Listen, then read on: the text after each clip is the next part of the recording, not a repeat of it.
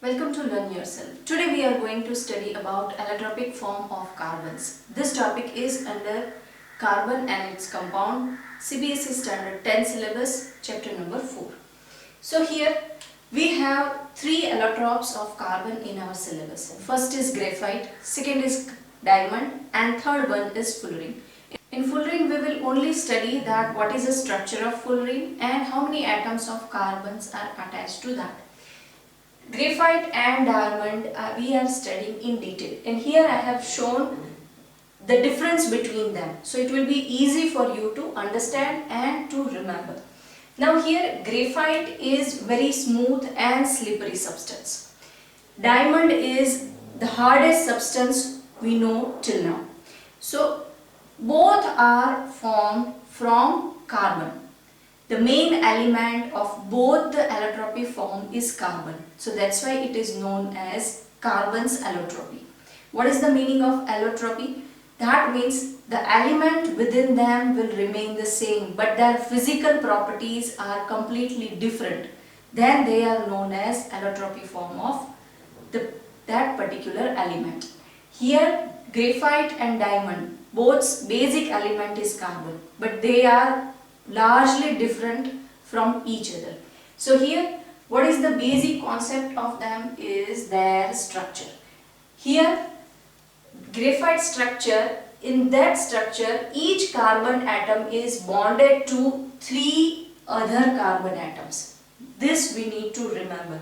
Here each carbon atom is bonded to three other carbon atom in same plane. In one dimensional plane it is attached to three other carbon atom. Now in diamond each carbon atom is bonded to four other carbon atom and they are forming three-dimensional structure. That's why diamonds are rigid and they are strong compared to graphite, because they are forming three-dimensional structure, and here within the same plane carbon is forming bonds with other three carbons. Now this structure is hexagonal structure and one of these bonds are double bond. So that's why the valency of carbon will be satisfied. One, the carbon is attached to three other carbon and one of this bond is double bond. So carbon's 4 valency will satisfied in graphite. This one carbon is attached to three other carbon atom and one of this bond is double bond. So this is how they are attached to each other. So that's why each carbon's 4 valency is satisfied in this case. And here each carbon is bonded to 4 other carbon atoms.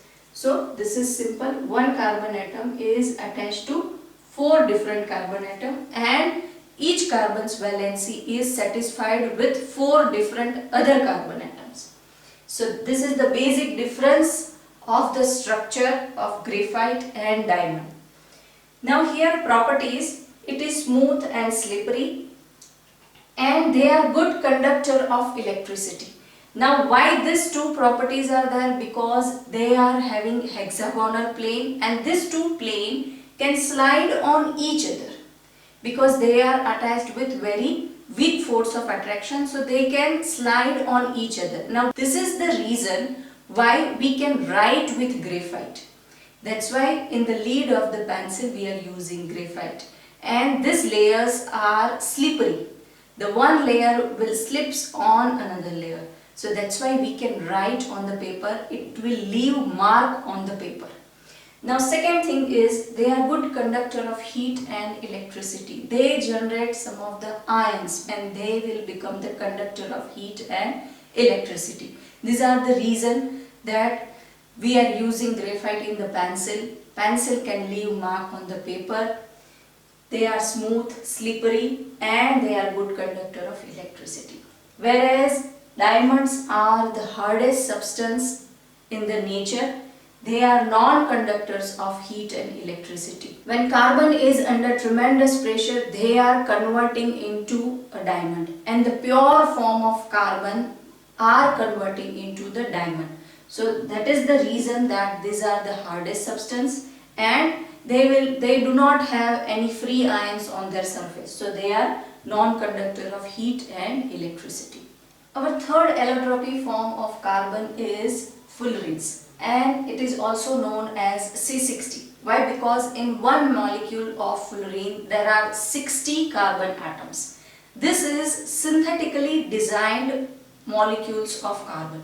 So the other two which we have seen, that is graphite and diamond, are naturally occurring allotropes of carbon, whereas this fullerene is synthetically designed allotropic form of carbon. Carbon atoms are arranged in the shape of football in this molecule, and the USS scientist Buckminster Fuller has designed this molecule in the laboratory. So on his name, this allotropy form of carbons given the name fullerene.